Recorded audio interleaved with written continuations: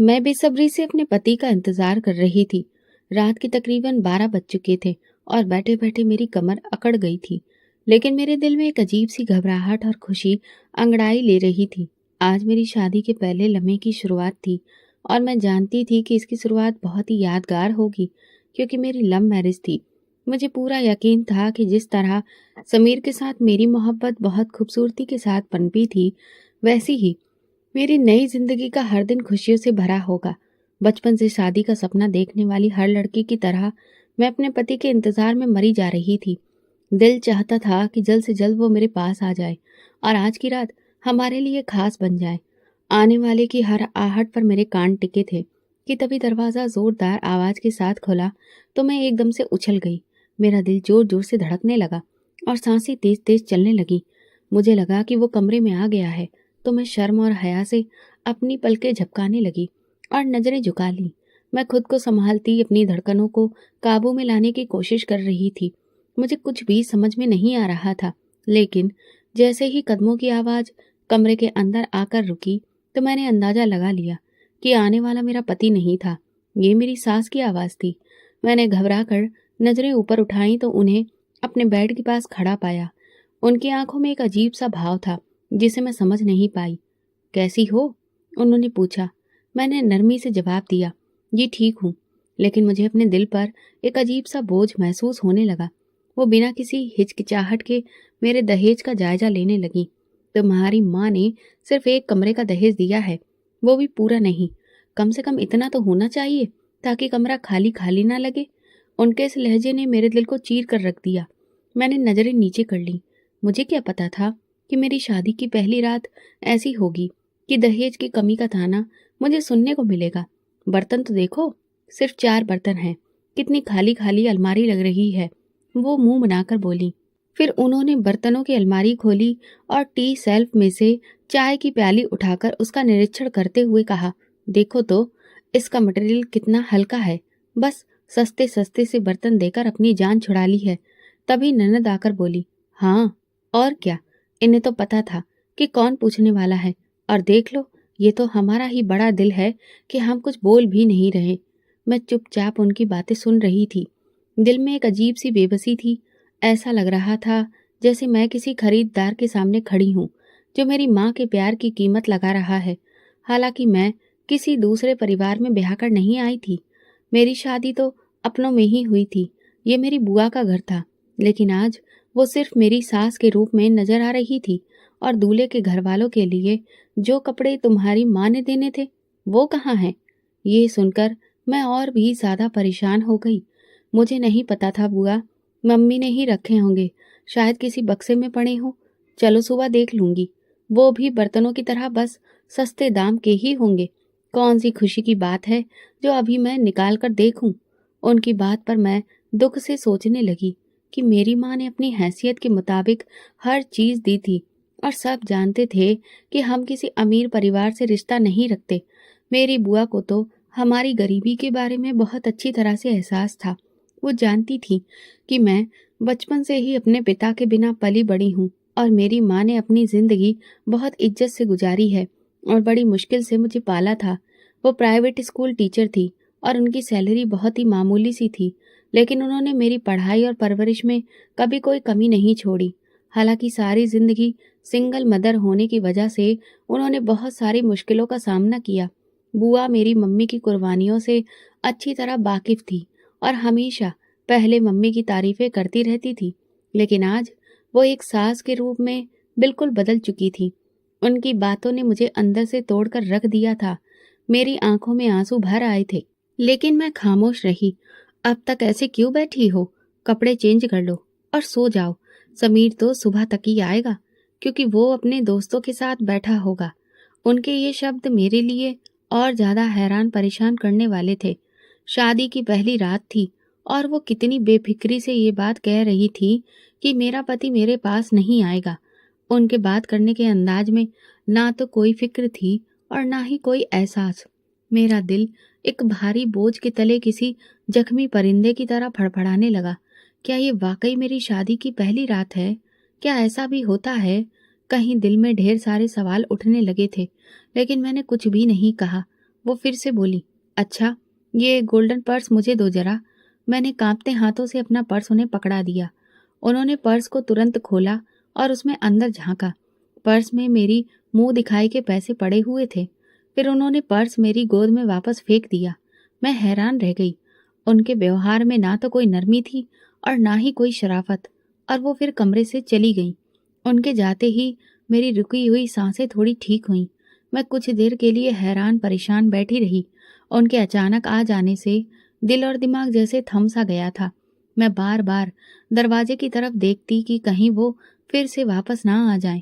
जब काफी देर खालीपन में गुजरी तो मैं बहुत ही धीरे से अपना पर्स खोला तो मेरी सांस जैसे रुक सी गई थी, क्योंकि पर्स बिल्कुल खाली था। मेरी सास ने मुंह दिखाई के सारे पैसे मेरे पर्स में से निकाल लिए थे। मेरे दिल में एक अजीब सा दर्द उठा। मैंने अपना सर पकड़ लिया और खाली पर्स को देखने लगी। ये कैसी शादी है और कैसी पहली रात है? क्या ये वही जिंदगी है जिसका मैंने कभी सपना देखा था? मैं सोचती रही कि ऐसा कैसे हो सकता है। एक तरफ तो ये मेरी अपनी बुआ का घर था, जिसे मैं हमेशा अपना परिवार समझती थी, लेकिन दूसरी तरफ मुझे ऐसा लग रहा था जैसे मैं किसी बिल्कुल अजनबी जगह पर हूँ। दिल में ढेर सारे सवाल उठ रहे थे, लेकिन उनका कोई भी जवाब मेरे पास नहीं था। क्या हर लड़की की जिंदगी की शुरुआत ऐसी ही होती है? क्या ये शादी की वो खुशियों भरी रात होती है जिसका जिक्र अब तक मैं कहानियों में सुनती आई थी, या फिर मैंने ही कुछ गलती कर दी थी? पहली रात को ही इस कदर बेइज्जती का सामना करना पड़ेगा, मैंने कभी सोचा भी नहीं था। वो लम्हे मेरे लिए जैसे ठहर से गए थे। मेरे सपनों का महल एक झटके में ही जमीन पर टूट कर बिखर गया था। मेरी आंखों में आंसू थे, दिल में एक भारीपन और मन में हजारों सवाल। लेकिन मैंने अपने आंसू पीने की कोशिश की। ये रात, ये लम्हे, ये दर्द शायद अब मेरी जिंदगी का हमेशा के लिए हिस्सा बनने वाले थे। लेकिन मैं अपनी माँ जैसा जिगर कहाँ से लाऊंगी? मैं ये नाइंसाफी बिल्कुल भी बर्दाश्त नहीं करूंगी। ये सब मैं सोच ही रही थी कि तभी अचानक मुझे विदाई के वक्त अपनी मम्मी की नसीहत याद आ गई। उन्होंने जाते वक्त मेरे कान में धीरे से कहा था, चाहे कुछ भी हो जाए पल्लवी, एक तो तुम्हें कभी भी अब अपना घर छोड़कर नहीं आना है, और दूसरा, हालात चाहे जैसे भी हो, कभी भी तलाक के बारे में या अपने पति से अलग होने के बारे में नहीं सोचना। जब मैंने मम्मी की ये बात सुनी थी तो एकदम नजर उठाकर उनके चेहरे की तरफ देखा था। न जाने क्यों मुझे ऐसा लगा कि माँ को शायद मेरी आने वाली जिंदगी को लेकर शक हो रहा है, या कहीं ऐसा तो नहीं कि अब वो इस शादी को करने पर पछता रही हैं। हालांकि इससे पहले मैंने माँ के चेहरे पर ऐसे भाव कभी नहीं देखे थे।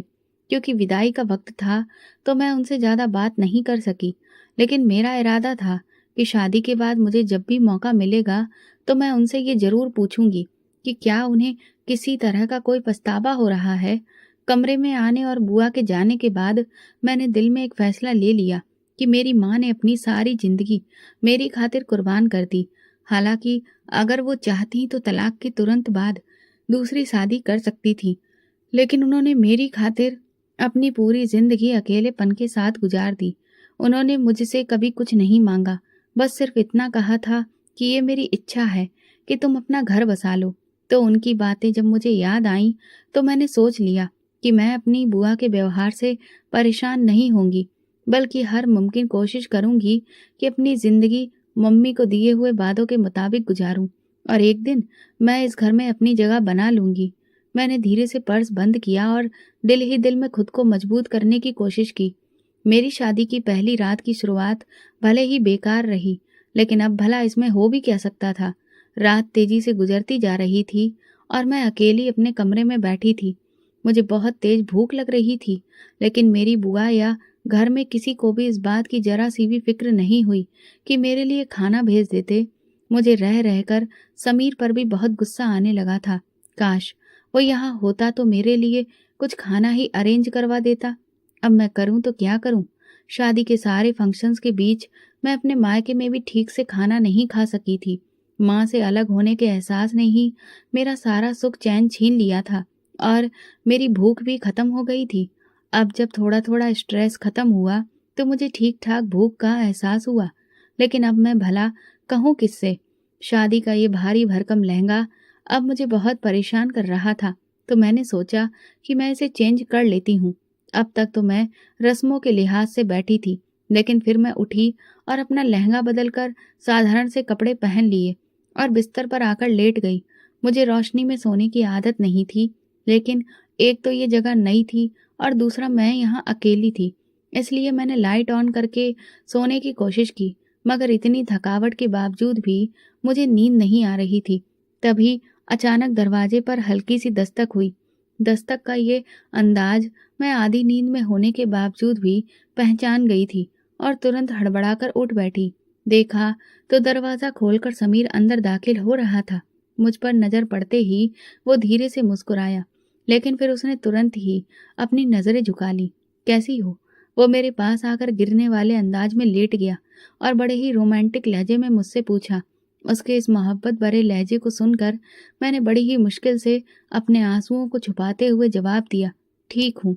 लेकिन वो मेरे जवाब से एकदम चौंक गया और मेरी तरफ देखने लगा, जैसे उसे मेरे व्यवहार में कुछ अलग महसूस हुआ हो। सब ठीक तो है? मैंने उसकी तरफ नाराजगी से नजर डाली और कहा, घड़ी पर नजर डालो, ये वक्त है यहाँ आने का। तो वो एकदम हंसते हुए बोला, अरे बस इतनी सी बात, अब मैं तुम्हें क्या बताऊं। ना जाने क्या हो गया था मेरे दोस्तों को, तुम्हें तो उनका पता ही है।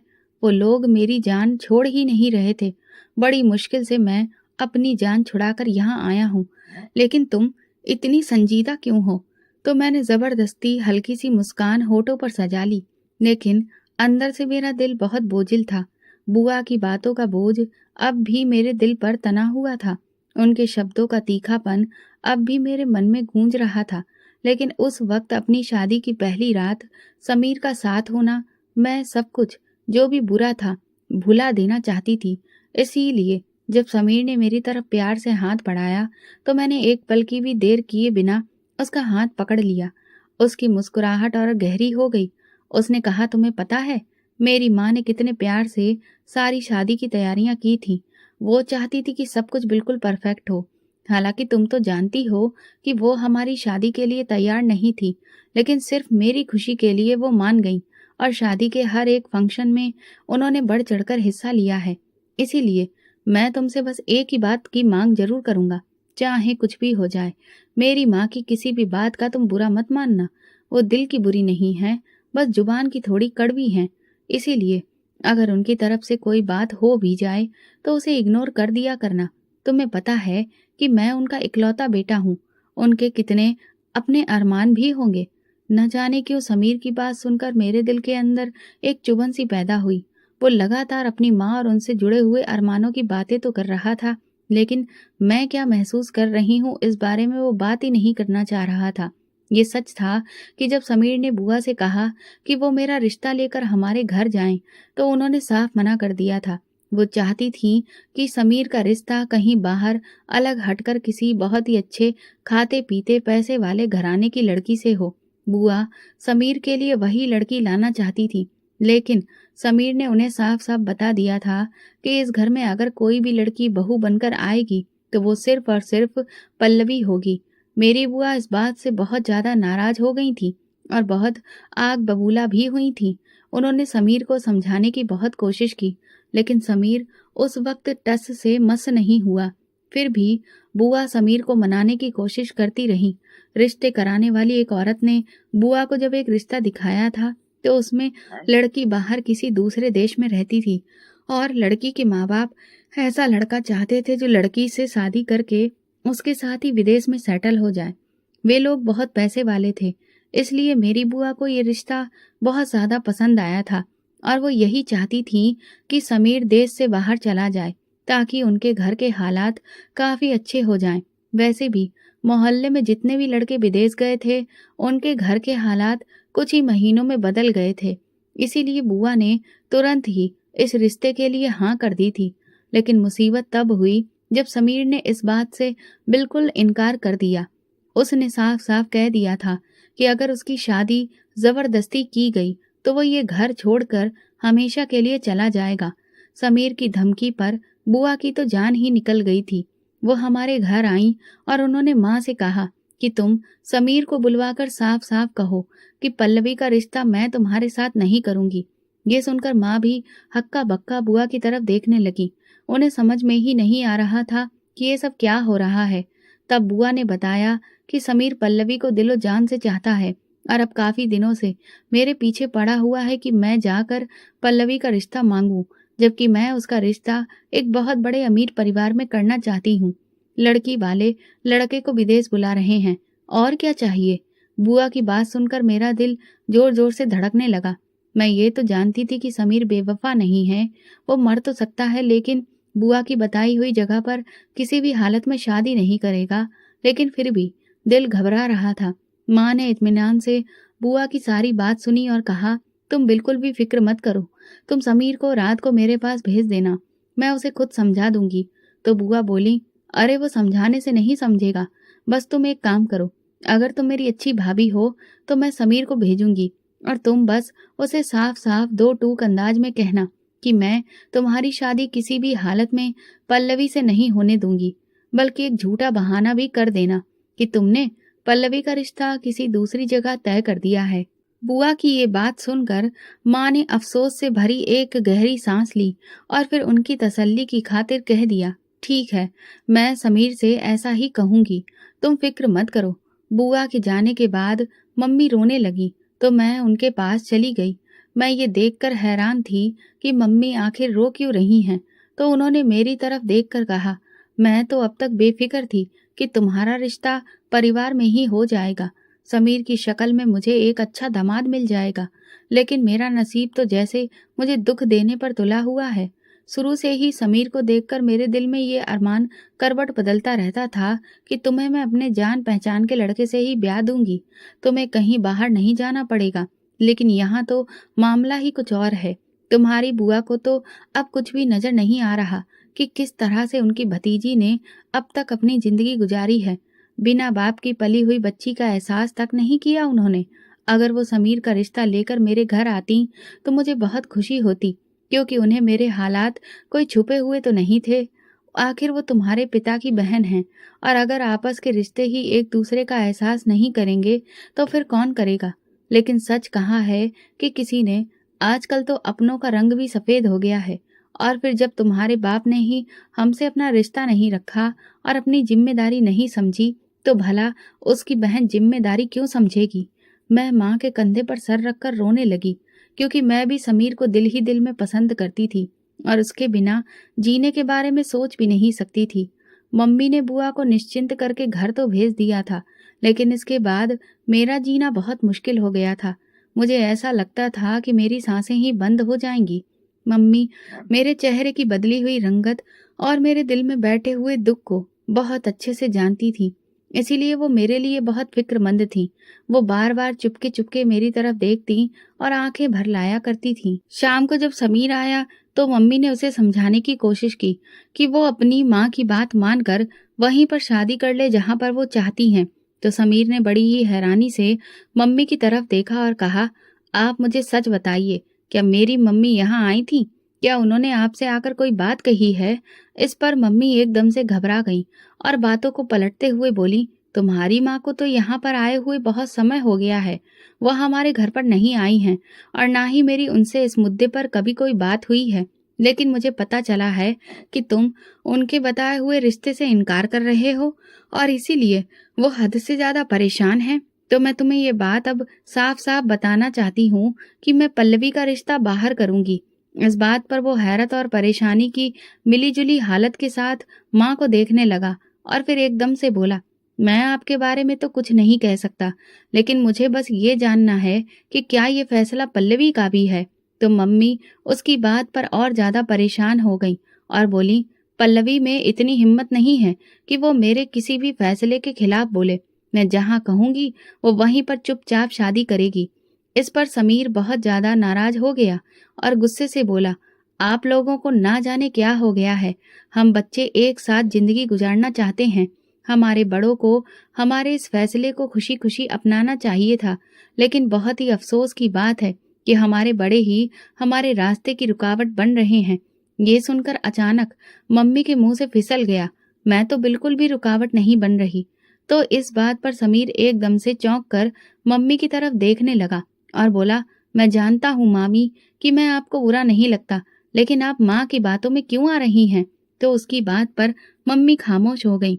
उन्हें समझ में नहीं आ रहा था कि वो क्या कहें, लेकिन ये बात वो अच्छे से जान गई थीं कि अगर उन्होंने जरा सी भी नरमी दिखाई तो समीर उनकी बात हरगिज नहीं मानेगा। इसीलिए उन्होंने समीर से फिर साफ शब्दों में कह दिया, तुम ना जाने कैसी बातें कर रहे हो, लेकिन मैंने तो ये फैसला हमेशा से ही कर रखा था कि पल्लवी की शादी किसी बाहर नई रिश्तेदारी में करूंगी। तो वो एकदम से मम्मी की बात पर झुंझलाकर बोला, ठीक है, आप जरूर पल्लवी की शादी जहां चाहें वहां करें, लेकिन पहले पल्लवी से तो पूछ लीजिए। तो मम्मी ने समीर से कहा, वो मेरी बेटी है और ये मेरे और उसके आपसी रिश्ते की बात है। तुम कौन होते हो मुझे इस पर राय देने वाले? समीर एकदम से उठकर खड़ा हो गया और बोला, आप मुझे अभी इजाजत दें, मैं पल्लवी से खुद बात करना चाहता हूँ। अगर वो भी यही चाहती है तो मैं अपनी माँ की बात मान लूंगा। मैं उस वक्त कमरे के बाहर ही खड़ी थी और मम्मी और समीर की सारी बातें सुन चुकी थी। मेरा दिल जोर जोर से धड़क रहा था क्योंकि मैं जानती थी कि समीर मुझसे बात करेगा तो मैं शायद अपने आंसुओं पर काबू नहीं रख सकूंगी। मैं ये तो जानती थी कि वो मुझसे प्यार करता है, लेकिन मैंने कभी भी अपने प्यार का इजहार समीर से नहीं किया था। शायद वो इसी उलझन में था कि ना जाने मेरा फैसला क्या होगा। मम्मी से इजाजत मिलने के बाद वो मेरे पास आया। इससे पहले कि वो मुझसे कोई बात करता, मैंने माँ की बात की लाज रखते हुए तुरंत कहा, माँ ने जो भी कहा है वही बिल्कुल ठीक है। तो वो एकदम से बोला, तुम ये क्या कह रही हो? मेरे लिए तुम्हारी बात की अहमियत ज्यादा है। तो मैंने दिल मजबूत करके उससे कहा, आखिर तुम अपनी माँ की बात क्यों नहीं मान लेते? इसमें बुराई ही क्या है? वो गुस्से से बोला, इसमें बुराई है।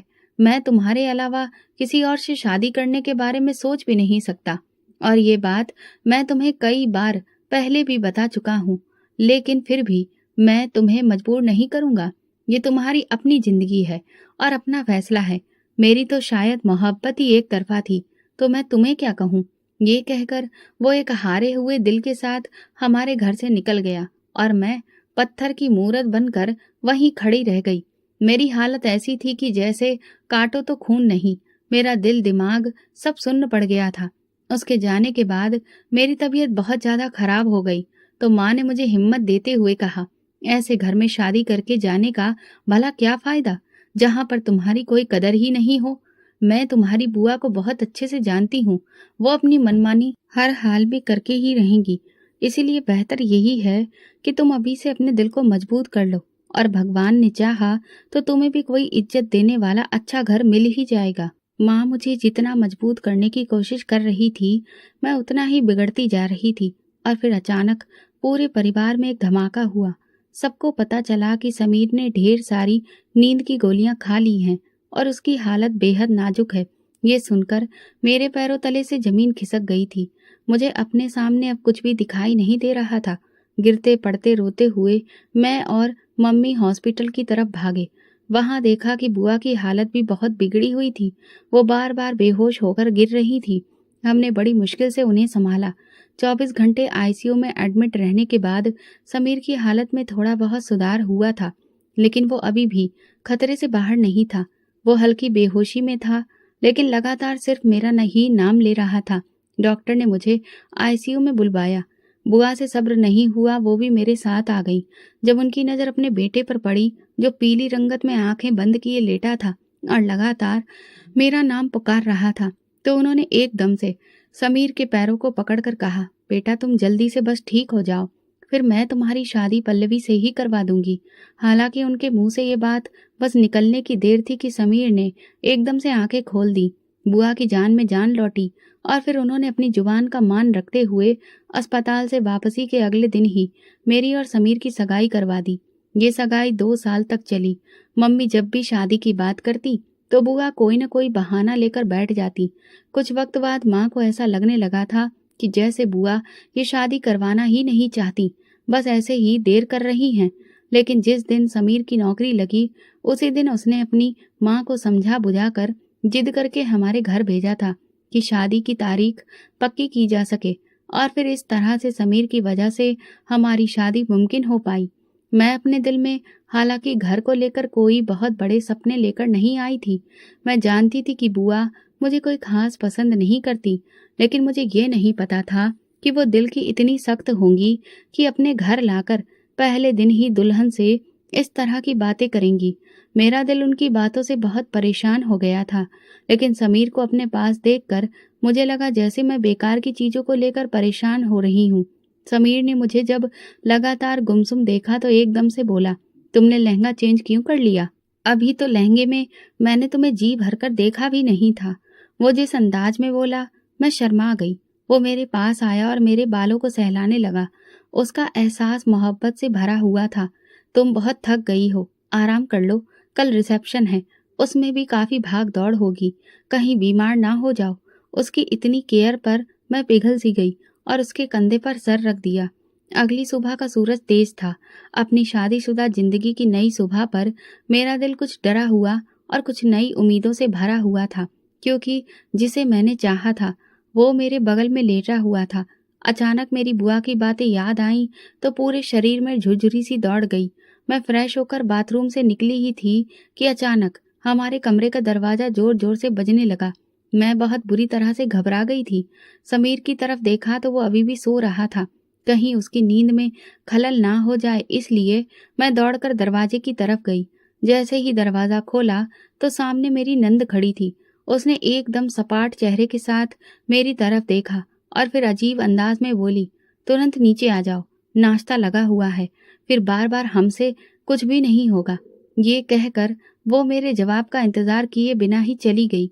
मैं उसके इस व्यवहार पर दुखी सी हो गई। सोचा था कि बुआ का व्यवहार किसी न किसी तरह बर्दाश्त कर लूंगी, लेकिन यहाँ तो हर कोई अपनी तरह से ही बिगड़ा हुआ नजर आ रहा था। दिल में एक हुक सी उठी थी कि यहाँ पर मैं भला किस किस को बर्दाश्त करूंगी।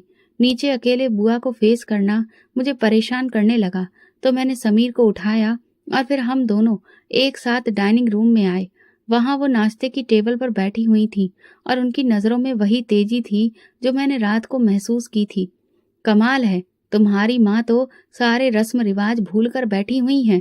पहले दिन का नाश्ता लड़की खुद बनाती है, पर तुम्हारी माँ ने तो लगता है तुम्हें कुछ सिखाया ही नहीं। यही तो अपने ही नजदीकी रिश्ते में लड़की देने का मजा है। जब दिल चाहा तो रीति रिवाज बदल दिए और जब दिल चाहा तो अपना लिए। मैं जिसे अभी पराठे की तरफ हाथ बढ़ाया ही था कि अचानक बुआ की बात सुनकर मेरा हाथ रुक गया और मैं शर्मिंदा सी हो गई। इस बात पर समीर एकदम से बोल पड़ा, क्या हो गया माँ? आपने नाश्ता बना लिया, वो कल से बना लेगी ना? और आप और वो क्या कुछ अलग हैं? एक ही तो बात है। एक बात नहीं है समीर, हर बात के बीच में तुम मत बोला करो। तुम्हारी तो अजीब सी आदत बनती जा रही है। कुछ रीति रिवाज सदियों से चलते आ रहे हैं, उन्हें छोड़ा तो नहीं जा सकता ना? इससे पहले कि वो कुछ और बोलती, मैंने धीरे से कहा, मैं बाकी के रस्म रिवाज के बारे में माँ से पूछ लूंगी और जो रस्में उन्हें निभानी है वो भी उन्हें बता दूंगी। क्यों, तुम्हारी माँ कोई छोटी बच्ची है क्या जो तुम उन्हें खुद बताओगी? उन्हें तो खुद इन सब बातों का ख्याल होना चाहिए। खैर, अब नाश्ता करो। मुझे तो पहले से ही पता था तुम दोनों माँ बेटी का, इसीलिए मैंने वक्त पर नाश्ता बना दिया। उनकी इस बात पर मैं शर्मिंदा सी हो गई। मेरा अब नाश्ता करने का बिल्कुल भी मन नहीं कर रहा था।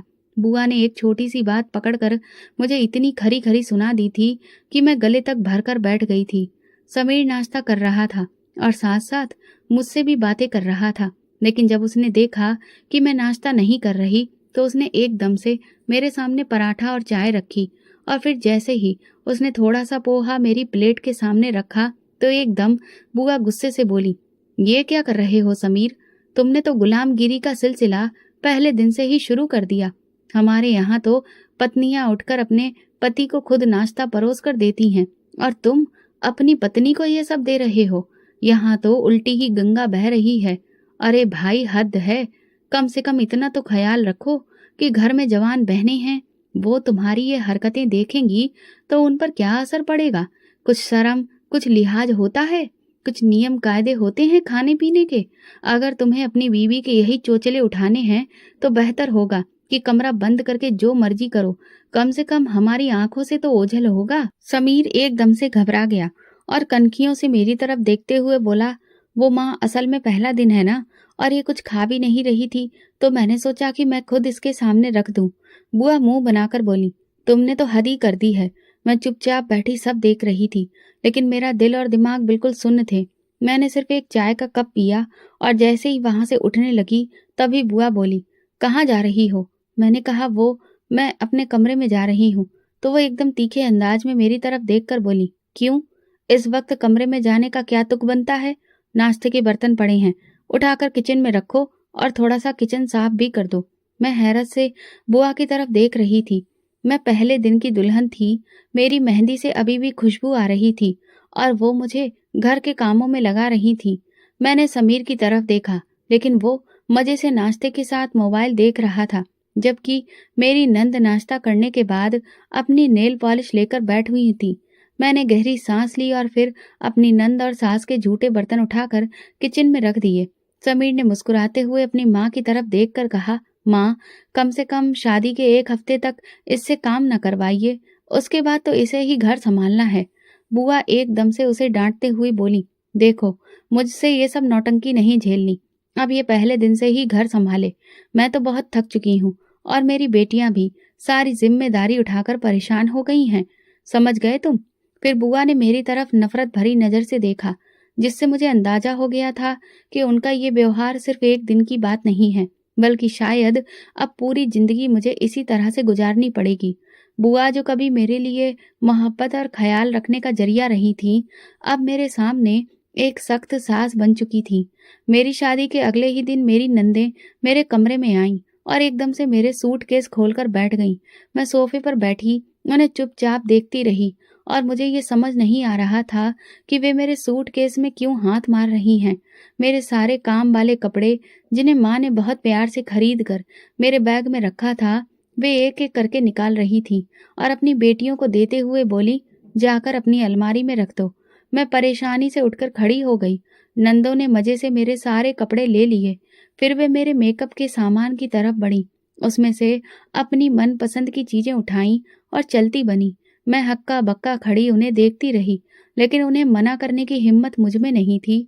मेरे सारे सिले सिलाए कपड़े वे लेकर जा चुकी थी और मैं परेशान थी कि अब मैं क्या पहनूंगी।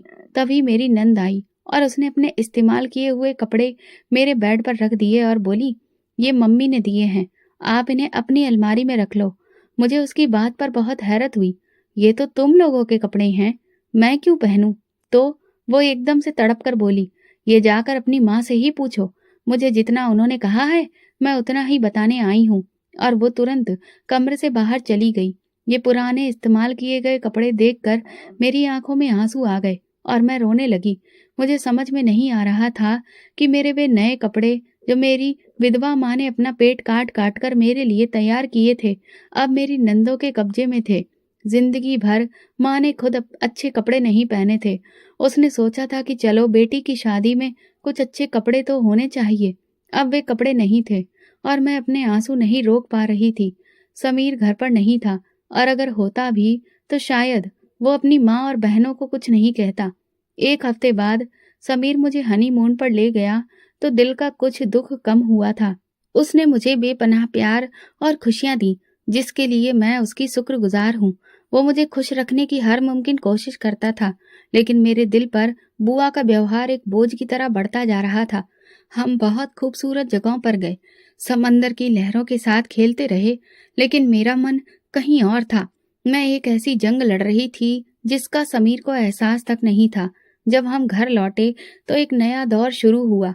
बुआ की नजरें हर वक्त मुझ पर थीं। सब्जी अच्छी नहीं बनी है, घर की सफाई में ध्यान नहीं है, तुम्हारी माँ ने कोई तौर तरीका नहीं सिखाया। उसकी बातें मेरे दिल को छलनी कर देती, लेकिन मैं चुप रहती। मेरे मन में बस एक ही सवाल था, क्या हर लड़की को शादी के बाद ये सब झेलना पड़ता है? क्या हर लड़की अपनी शादी की रात से ही परेशानियों में डाल दी जाती है? जब भी मैं समीर को ये सब बताने की कोशिश करती, वो कहता, माँ का दिल नरम है, वो बस अभी तुम्हें परख रही हैं, वक्त के साथ सब ठीक हो जाएगा। लेकिन मेरा दिल ये मानने को तैयार नहीं था। मैं जान चुकी थी कि समीर अपनी माँ की किसी भी बात के खिलाफ कुछ नहीं बोलेगा। वो जो भी उसकी माँ और बहनें कहती थीं, उसे ही मान लेता था। और मुझे भी आदत नहीं थी कि मैं बुआ या अपनी नंदों की छोटी छोटी शिकायतें समीर से करूं। लेकिन एक दिन मेरी माँ मुझसे मिलने आई तो मैं रो पड़ी। उस दिन मेरा दिल बहुत दुखी था। शादी को 6 महीने हो चुके थे और पहली बार माँ मेरे पास आई थी। उन्हें देखकर मैं खुद पर नियंत्रण नहीं रख पाई और रोने लगी। फिर धीरे-धीरे मैंने उन्हें 6 महीने के भीतर बुआ के सख्त और बुरे व्यवहार के बारे में बताया, तो उन्होंने मुझे प्यार से समझाते हुए कहा, "पल्लवी, सब्र करो, सब्र का फल मीठा होता है। तुम्हारे साथ तुम्हारा पति तो अच्छा है ना? तो बस यही बात काफ़ी है। बाकी किसी की बात को अपने दिल पर मत लगाओ।" ये सुनकर मैं चुप रह गई। अब भला मैं माँ को क्या बताती कि समीर शादी से पहले जितने भी मोहब्बत के दावे करता था, अब वो सब खोखले लगते थे। वो अब सिर्फ अपनी माँ और बहनों की ही हाँ में हाँ मिलाता था। हमारी लव मैरिज थी, लेकिन हालात तो अरेंज मैरिज से भी बदतर हो चुके थे, और वो भी सिर्फ 6 महीनों में। अगर समीर मुझे सपोर्ट करता तो शायद मेरी तकलीफ इतनी ना बढ़ती, लेकिन माँ तो सब्र करने का ही पाठ पढ़ाकर गई थी, और मुझे भी पता था कि वो बुआ से शिकायत नहीं करेगी और ना ही समीर से मेरी कोई बात कहेगी। इसलिए मैंने मुंह बंद कर लिया और उसी दिन से सब बर्दाश्त करने लगी। फिर बर्दाश्त करते करते मेरी शादी को 3 साल हो गए। इस दौरान मेरी नंदों की भी शादी हो गई थी। मैं जब एक बेटी की माँ बनी तो वो लम्हा मेरी जिंदगी का सबसे खुशहाल लम्हा था। एक नन्ही सी जान मेरे वजूद का हिस्सा थी। जब वो मेरी बाहों में आई तो मैंने महसूस किया जैसे मैंने दुनिया की सबसे बड़ी खुशी हासिल कर ली हो। मैंने उसका नाम प्रिया रखा था और वो मेरी जिंदगी की खुशियां बन गई थी। लेकिन इस खुशी के साथ ही जिंदगी ने मुझे इतने कठिन इम्तिहानों में डाल दिया, क्योंकि जैसे ही बेटी पैदा हुई, बुआ ने मेरी जिंदगी को और भी ज्यादा मुश्किल बना दिया था। उन्हें बेटी की पैदाइश से बहुत ज्यादा मायूसी हुई। वो हर वक्त मुझे बेटा पैदा करने को लेकर ताने देने लगी। उनका व्यवहार मेरे साथ इतना कठोर हो चुका था कि उन्हें अपनी पोती की कोई परवाह ही नहीं थी, बल्कि वो हर वक्त पोते की कमी का एहसास मुझे दिलाने में लगी। मैं अक्सर सोचती कि आखिर इसमें मेरा क्या दोष है। बच्चे का जेंडर मेरे बस में तो नहीं था, लेकिन बुआ को ये बात कौन समझाता।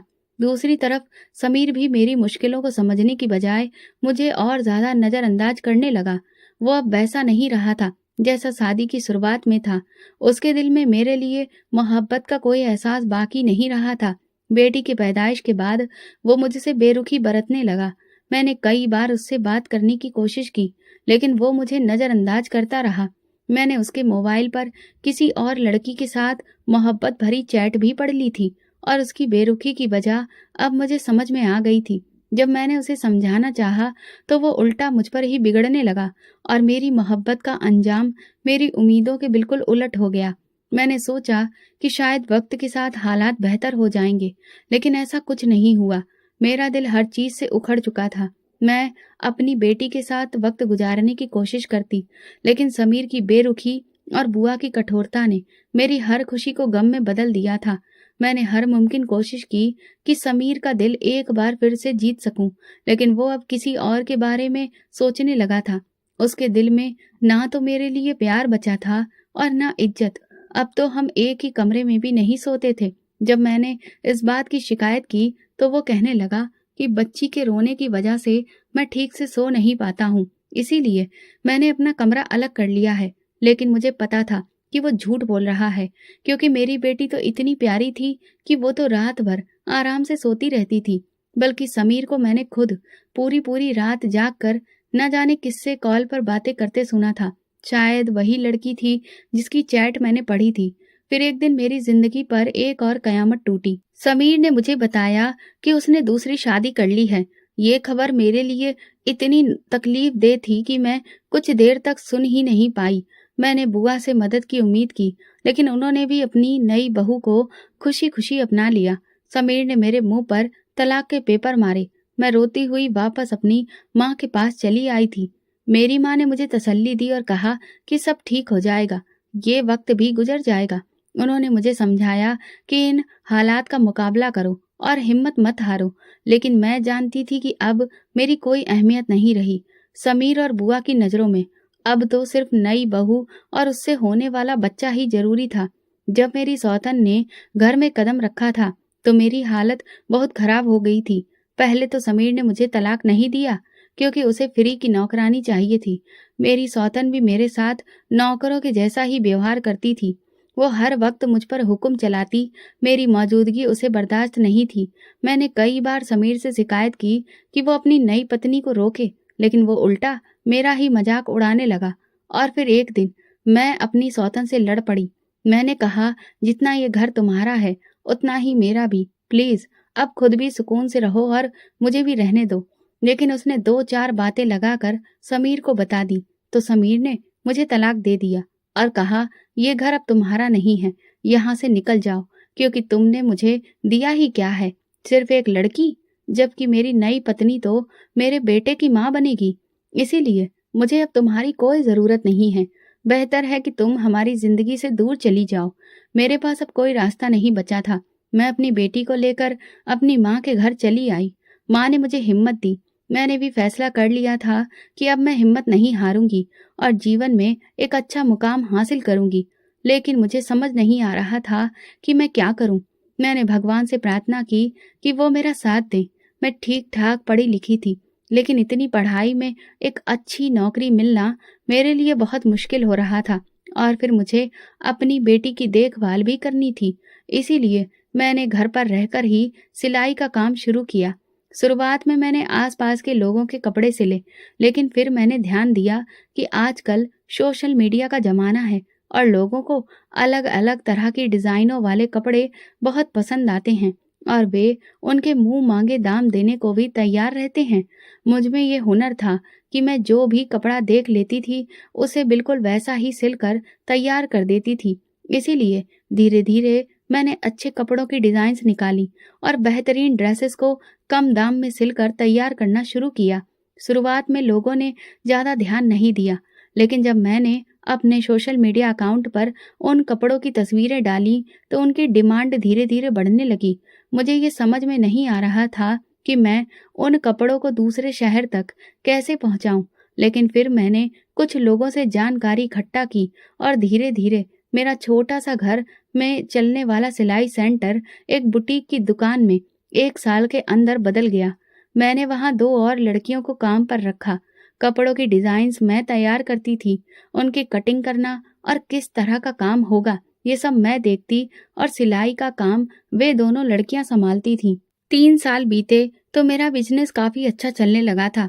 मैं ना सिर्फ ऑनलाइन कपड़ों की डिलीवरी करती थी, बल्कि मेरे बुटीक पर आकर भी बहुत सारे लोग मेरी बनाई हुई ड्रेसेस अच्छे दामों में खरीदते थे। मैंने अपनी बेटी को शहर के सबसे अच्छे स्कूल में पढ़ाना शुरू कर दिया था और इधर माँ भी मेरी तरक्की देखकर बहुत खुश थी। जब मेरे पास ठीक ठाक पैसे आने लगे तो मैंने वो मोहल्ला छोड़ दिया और हम एक अच्छी सोसाइटी में आकर रहने लगे।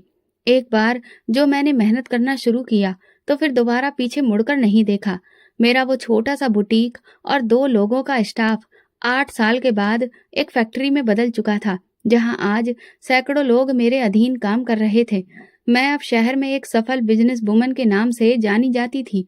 अब कोई भी पुराना जान पहचान वाला अगर मुझे मिल जाता तो वो मुझे देखकर पहचान ही नहीं पाता कि मैं वही पल्लवी हूँ, क्योंकि अब मेरा रुतबा और पर्सनैलिटी पूरी तरह से बदल चुकी थी। सब कुछ बहुत अच्छा चल रहा था, लेकिन बस कभी कभी जब मेरी बेटी अपने पिता के बारे में मुझसे पूछती थी तो मुझे बहुत दुख होता था।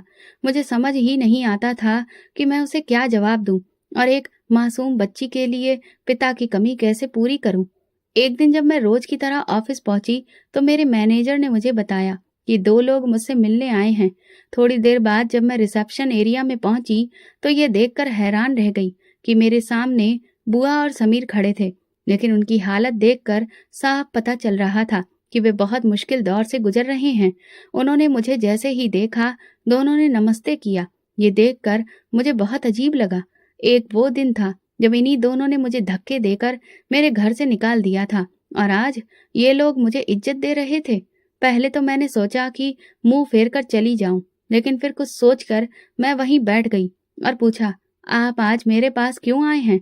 मेरा इतना कहना था कि बुआ फूट फूट कर रोने लगी और अपने पुराने कर्मों की माफी मांगने लगी। समीर भी हाथ जोड़कर कहने लगा, मुझे माफ कर दो पल्लवी, मैंने तुम्हारे साथ जो सुलूक किया उसकी सजा मुझे मिल चुकी है। मैंने तुम्हें और अपनी बेटी को ठुकरा कर अपने जीवन की सबसे बड़ी गलती की है। वे दोनों मेरे सामने हाथ जोड़कर रोने लगे। समीर ने बताया कि उसने जिस लड़की से शादी की थी, उसके सपने बहुत ऊंचे-ऊंचे थे। उसके महंगे खर्चों को पूरा करते-करते समीर की हालत खराब हो गई थी। धीरे-धीरे जैसे-जैसे साल बीतते गए और जब उस घर में बच्चा पैदा नहीं हुआ, तो बुआ ने उस लड़की पर दबाव डाला। तब उसने खुद ही सच्चाई बता दी कि वो तो बांझ है। ये सुनते ही समीर और बुआ के पैरों तले से जमीन खिसक गई थी। समीर ने उससे कहा कि वो उसे तलाक दे देगा, लेकिन उस लड़की ने समीर को धमकी दी कि अगर तुमने मुझे तलाक दिया तो मैं तुम पर महिला उत्पीड़न का केस कर दूंगी और जेल भिजवा दूंगी। साथ ही कोर्ट से हर महीने का खर्चा भी कानूनी तौर पर तय करवा लूंगी। अब तुम सोच लो, तुम क्या फैसला लोगे? ये सुनने के बाद बुआ और समीर के तो होश ही उड़ गए थे। अब उनके पास उस लड़की को चुपचाप सहने के अलावा कोई चारा नहीं था। उस लड़की ने बुआ को अपनी उंगलियों पर नचाना शुरू कर दिया था और पूरी तरह से नौकरानी बना दिया था। बुआ फूट फूट कर कहने लगी, उसने मेरी हालत ये कर दी थी कि जीना ही मुश्किल हो गया था। वो हमारे गले की फांस बन चुकी थी। कहाँ तो मैं पोते का सपना देखा करती थी और कहाँ मेरे बेटे का वंश ही उजड़ गया। जब हमारे साथ ये सब हुआ, तब हमें इस बात का एहसास हुआ कि हमने तुम्हारे साथ जो जुल्म किया, ये सब उसी की सजा है जो भगवान हमें दे रहा है। मैंने कहा, तो आप लोग अब मुझसे क्या चाहते हैं? समीर ने कहा, मेरी नौकरी भी चली गई है। मैं पिछले कई महीनों से घर पर खाली बैठा हूँ। इसीलिए मेरी पत्नी खुद ही मुझे तलाक देकर किसी दूसरे अमीर आदमी के साथ चली गई। अब हमारे घर में रोटी के लाले पड़े हैं। मुझे जब तुम्हारी कामयाबी के बारे में पता चला, तो मुझे उम्मीद हुई कि इस मुश्किल घड़ी में तुम मेरा साथ जरूर दोगी। मैं तुमसे यहाँ काम मांगने आया हूँ। अगर तुम मुझे माफ कर दो, तो तुम्हारी बहुत बड़ी मेहरबानी होगी। सच कहूँ तो उन दोनों लोगों की ऐसी हालत देखकर मुझे बहुत सुकून मिल रहा था, क्योंकि जिस वक्त उन्होंने मुझे और मेरी बेटी को बेइज्जत करके निकाला था, मैं उनके आगे बहुत रोई गिड़गिड़ाई थी। लेकिन ये इतने निर्दयी लोग थे कि इन पर कोई भी असर नहीं हुआ था। पर फिर भी मैंने उन्हें माफ करते हुए समीर को अपनी फैक्ट्री में नौकरी दे दी। कुछ महीनों तक तो सब कुछ ठीक चला। समीर अपना काम पूरी ईमानदारी से करता था और मैं उससे सिर्फ काम के सिलसिले में ही बात करती थी। इसके अलावा मुझे उससे कोई मतलब नहीं था। लेकिन एक दिन जब मेरी बेटी फैक्ट्री में मुझसे मिलने आई और समीर ने उसे देखा, तो वो उसे जाकर बहुत प्यार करने लगा और गले से लगा लिया। उस दिन तो मैंने जैसे तैसे इस बात को संभाल लिया और अपनी बेटी को उससे अलग किया। लेकिन कुछ दिनों बाद ही समीर और बुआ मेरे बंगले पर आए और उन्होंने कहा कि समीर मुझसे दोबारा शादी करना चाहता है और मेरी बेटी को अपना प्यार देना चाहता है। ये सुनकर तो मेरे तो होश ही उड़ गए थे। मुझे समझ नहीं आ रहा था कि मैं क्या फैसला करूं, क्योंकि ये तो सच था कि मैं अपनी बेटी के लिए एक पिता की कमी हर वक्त महसूस करती थी। उनकी पूरी बात सुनने के बाद माँ ने मुझे यही समझाया कि जो हुआ है उसे भूल जाओ और एक नई शुरुआत करो, क्योंकि अगर तुम अपनी बेटी के लिए किसी दूसरे आदमी को पिता बनाकर लाओगी, तो ये जरूरी नहीं कि वो तुम्हारी बेटी को दिल से अपनाए। माँ की बातें मेरे दिल में उतर गई थी। मैंने पूरी रात बैठकर खूब सोचा। अगले दिन अपना फैसला सुनाने के लिए समीर और बुआ घर आए। उन्हें पूरी उम्मीद थी कि मैं हाँ बोल दूंगी, लेकिन मैंने साफ इनकार कर दिया। ये सुनकर सभी लोग दंग रह गए। माँ ने मुझसे कहा, तुमने ऐसा फैसला क्यों लिया? मैंने कहा, माँ, आपकी ये बात बिल्कुल ठीक है कि कोई गैर मर्द मेरी बेटी को सगे बाप जितना प्यार नहीं दे पाएगा, लेकिन आप शायद इस हकीकत को भूल गई हैं कि मेरी बच्ची के सगे बाप ने ही सबसे पहले उसे ठुकराया था। अगर उसे मेरी बेटी से वाकई में प्यार होता, तो कभी भी उसे यूं दर दर की ठोकरें खाने के लिए इतने सालों तक अनाथ की तरह नहीं छोड़ता। लेकिन आज जब इसका खुद का वंश आगे नहीं बढ़ रहा और इसकी हालत खराब हो गई है, तब इसे अपनी गलती का एहसास हो रहा है और अपनी पत्नी और बेटी याद आ रही है। इतने सालों तक ये कहाँ था? जब मैं अपनी बेटी की दुहाई देकर इससे रहम की भीख मांग रही थी, तब तो इसे बेटा और बुआ जी को पोता याद आ रहा था। इसलिए मैं इन्हें माफ तो कर सकती हूँ, लेकिन दूसरा मौका कभी नहीं दूंगी। मैं वही गलती फिर से कभी नहीं दोहराऊंगी, क्योंकि जो आदमी पत्नी के होते हुए भी किसी दूसरी औरत के चक्कर में एक बार पड़ सकता है, वो बार बार ऐसा कर सकता है, इसकी कोई गारंटी नहीं है। और मैं आज जिस मुकाम पर खड़ी हूँ, मुझे ऐसे आदमी की जरूरत भी नहीं है। इस आदमी का साया मेरी बेटी पर पड़े, इससे बेहतर है कि वो जिंदगी भर उसके बिना ही बड़ी हो। मैंने अपना फैसला सुना दिया था और उन दोनों लोगों से वहां से जाने को कह दिया। समीर मुझे समझाने की कोशिश करता रहा, लेकिन मैंने साफ मना कर दिया कि अब यहाँ के लिए तुम्हारे रास्ते बंद हो चुके हैं। जब मैं वापस अपने कमरे में आई तो देखा कि मेरी बेटी ने सब कुछ सुन लिया था। वो अब इतनी बड़ी हो गई थी कि कुछ बातें समझने लगी थी। उसने तुरंत मुझे गले लगाकर कहा, माँ, मैं सिर्फ आपकी बेटी हूँ, मुझे सिर्फ आप चाहिए और कोई नहीं। ये सुनते ही मेरी आंखों में आंसू आ गए और मुझे अपनी बेटी पर बहुत फक्र होने लगा। दोस्तों, जो इंसान आपकी हैसियत और रुतबे के मुताबिक आपकी कदर करे, ऐसा इंसान आपकी जिंदगी में रहने के लायक नहीं होता।